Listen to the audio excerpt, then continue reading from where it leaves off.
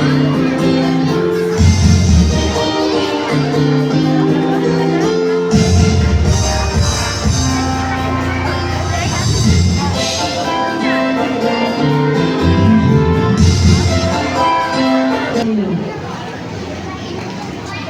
strong and courageous.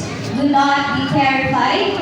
Do not be discouraged, for the Lord your God will be with you wherever you go. A passage that was written in the book of Joshua, chapter 1, verses 9, a statement I am holding on to, a statement where I am standing for, and a passage where I believe for. A warm greetings and welcome to all. To our school principal, Sir Antonio T. Plantor, to our barangay officials headed by our barangay captain, Honorable Darwin Pakuliba, to our guests, keynote speaker, to our advisors, teachers, friends, parents, and graduates. Good afternoon. Maayong hapon, mapya malulong na few lobby di kalbo.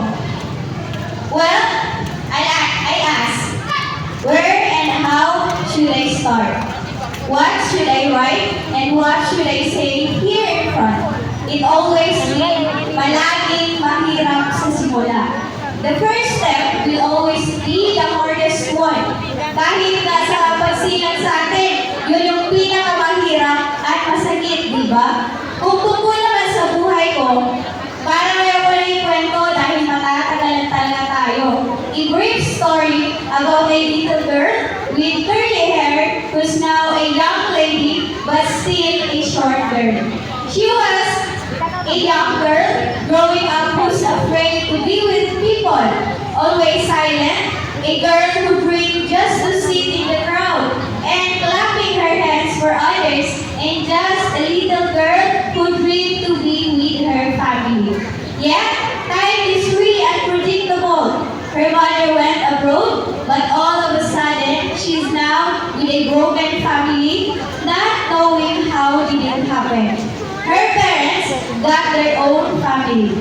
She was literally crying sometimes seeing her parents smiling with their own new family. At wala nang masasakit pa sa isang anak na pinagmamasdan ng kanyang mga magulang having their quality time with their own family, na sana sa kanya iyon. As time goes by, her father died.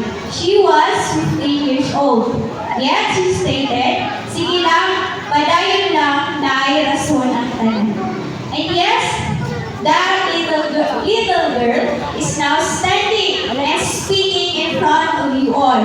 Isa lang yun sa mga pahina ng aking buhay. We all know that life is tough. Hindi naman talaga madali ang buhay. Pero kung wala kang gagawin, doon siya mas lalong maghihirap. Though almost part of our life is hard, we should always be thankful in every moment, seasons, and circumstances we are in. However, we must especially be thankful to those people that were there during that moment and season in our life. Remember, kailangan ang mga tauhan para mabuo ang isang kwento. At never magiging masaya ang taong nag-iisa. Sabi nga sa Biblia, it is not good for man to be alone. That is why those people who come and go into your life both have a purpose. They might bring joy or pain, lessons or blessing. You have to appreciate them. Dahil kahit kung paano may nagawa sila para sa iyo. At pinadala sila ni Lord sa iyo dahil ayaw man niyang mag-isa sa landas ng buhay mo. I will always appreciate the Almighty One in heaven who knows who I am, who knows truly what I am going through in life. I would not be able to stand here in front of you on this day without His love, care, grace, and mercy upon me and into my family, and throughout my entire journey of my life as a student and as a person. My life as a student in Dato Pakuliba Integrated School would never have been completed without these people, my classmates. Hi mga popcorns! I can't believe that we are really here na talaga. I really appreciate you all. You are one of those people that has a big part of my life. To the boys, I am grateful for your circles of barkada. Kay usahay, pampag-good vibes mo, usahay na po. Thank you for respecting me. Hindi ko malilimutan ang mga mukha nyo, tol. To cutie, ulay, shiny, nenet, I was so glad na nakita mo o nakauban the whole journey of me being a student. You were so good, and I see you not just my classmates, but you are my sisters inside the classroom. I am very thankful to God. Lagi pa ilang pumiya sa ako, to Awen and Rufa, the dili mabuhi kung walay makeup. I love you both. You were so sweet sa ako, and I am thankful sa inyo. To Jeff, Erham, Palarion, Gonzaga, always remember that you are my happy pill. I am thankful na ako'y ikaw o naihanti ka. Di ba nalayon ka para sa ako? You played a big part sa akong kinabuhi. To Jaloy and Janjan, I am happy kay nahimumong friends sa ako. To my ate sa classroom, Ate Els, Ate Coco, and Ate Mai, thank you for being sweet and so genuine sa ako. But tagamuti ka to. At sa aking mga BFF, to Nakilin, Ezra, and Rachel, I am praying that we would stay as an accompany for each other. Thank you for staying by my side. You are my best friends and my sisters. To all the Mindelian, thank you to you all. I may not be close to you guys, yet thank you for treating me as your good friend. And to my church family, the Kingdom Gateway Church, indeed God is so good that He bring me to one big family. And let me feel being completed. The way I imagine it, I realized that God let me belong to a family where I could feel that I am not lost in this world, that I am blessed and being chosen. To our pastor, Juanito Miguel Jr., together with his wife, Pastor Arlene Miguel, and Ate, thank you sa pag-feel sa ako nga. We are part of your family and we are not different from you. You two stand as our spiritual father and mother to let us grow in our spiritual life. To Pastor Jollibee, Miguel Pablo, Ate, you were such a good mentor and teacher also in our spiritual aspects. You let us feel na igsuon gid mo. I will always pray sa inyuhan nila Kuya that you will remain kung kinsa jud mo and you will remain with your good character. To Kuya Rafi, but tagal daw. Wala na ka nag-stand as our youth leader in ministry, but you stand as a good kuya para sa ako. To Kuya Anton, thank you Kuya To for the learnings na itudlo. Di mo sa ako not just about in music and talents, but in terms also in our passion in doing our ministry. To Kuya Benji, Kuya Ray, to Brad and Songs, salamat sa inyong pag-encourage sa ako through sa inyong mga jokes. Thank you for making me laugh as always.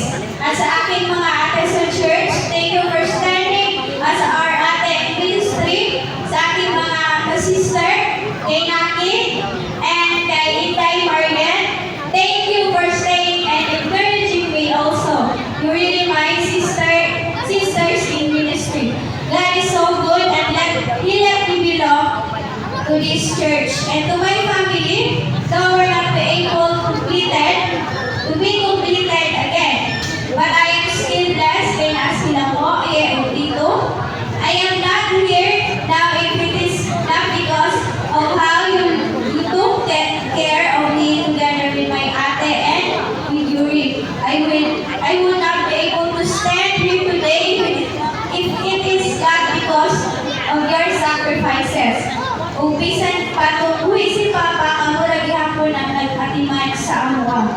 You're the reason why we still remain here. I pray na naagihapon mo sa among tupad kay daghan mo pangandoy para ninyo. Lumay ate, even though I am a stubborn sister, still remain as a ate. Salamat sa imong kahako sa amo bilang ate namo. To my mother, I know mas daghan pa ang panahon na wala ka sa among tupad. But thank you sa imong kinabuhi kay kung dili po pinaagi nimo. Wala po mi karon kauban sa akong mga igsoon. Wala man ko makita sa kaisod na imong kaagian dito sa laing nasod. But I will always pray that God will always give you more strength. And thank you for all of your sacrifices. To Sir Rusty, Sir, thank you for making us a good teacher, though we never make a good student besides sa imo. Thank you, sir, for being kind. And you didn't think us not just a student, but also a person that is close to your heart. To Sir Norby Talos, sir, we will never forget you. You said as our father along our journey in senior high. I will never forget your teaching, sir. Thank you for being such a good teacher and a father to us. To our advisor, Ma'am Alchibay M. Zaragoza, thank you for all your sacrifices to us, your student. I hope that you will remain a good teacher, and I know that there will be a lot of students that will admire of how good and strong you are, not just a teacher, but also a person. I pray that God will always guide you, Ma'am Chi. To Ma'am Cha, you are a mother to all of your students. Thank you, Ma'am Cha, for letting us feel your love and passion towards us. I pray that you will remain beautiful and pretty always. And God will always bless you with goodness and kindness. To all the teachers, thank you so much for being an instrument to mold and shape us to a person we are right now. To our elementary teachers and junior high school teachers, thank you for shaping and molding us to be who we are right now. To Ma'am Gerling, Mary Gato, thank you, Ma'am, for opening us in the world of journalism, and hoping, Ma'am, that all your learnings and teachings sa amo, those hindi ko na wala siya malintan. To Sir Ryan, Sir Jury, to Ma'am Rizel, thank you kaayo, Ma'am. Thank you sa inyo. I really not know babayaran ang inyong kahago, but you will be always remain here in my heart. And above all, I will always be thankful to the Almighty One who was and is still remain faithful upon me for the wisdom and knowledge that He has given me. I believe that I myself would never contain such intelligence without His help. Throughout the different obstacles I am undergoing, yet still He is the same God that I serve and know. It is stated in 1 Thessalonians 5:16 to 18. Always be joyful, never stop praying, and be thankful in all circumstances. For this is God's will for you who belong to Christ Jesus. Whatever we are going through, we should remain joyful, prayerful, and thankful.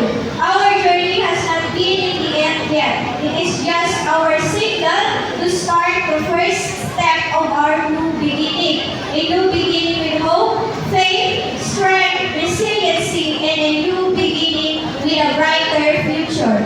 I will always put in my heart all of these people that have been part of my journey in life. I love them not because they have been good and kind, not because they love me also, but